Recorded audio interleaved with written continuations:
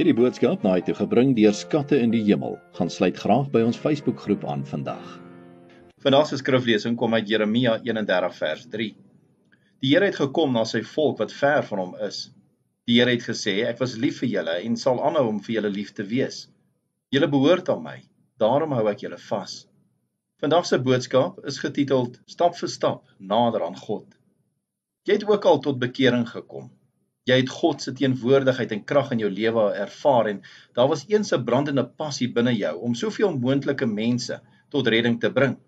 Omstandighede, 'n teleurstelling of krisis of bloot 'n besige skedule het egter veroorsaak dat hierdie passie binne jou begin afkoel het. Omdat jy nou skuldig voel aan die een kant en nie vrymoedigheid het om aan die ander kant terug te keer na God toe nie, bly die situasie dieselfde. Dit is waar jou vyand jou wil hou, passief. Daar is egter hoop vir jou situasie.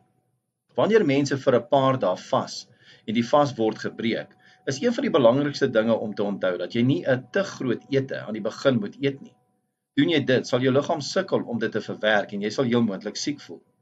Die advies is gewoonlik dat mense wat die vas breek, veral as dit 'n vas van meer as 20 dae was, dit met vloeistowwe soos sop moet doen. So word die liggaam weer gewoond aan kos en sal hy of sy mettertyd sonder moeite aan 'n biefstuk kan smil. Dieselfde geld vir ons terugkeer na God.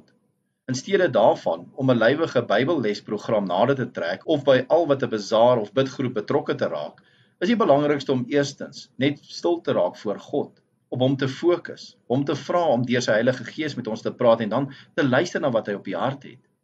Begin klein waar jy is. Jy sal gou beleef hoe jou passie vir God weer vlam vat.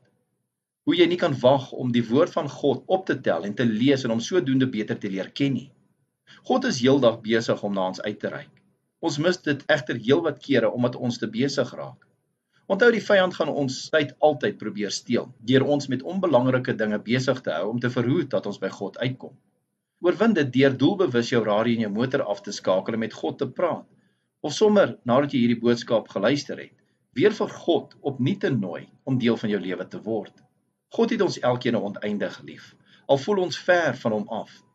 Kom ons keer terug na hom en maak hom deel van ons lewens. Hy wag reeds op ons.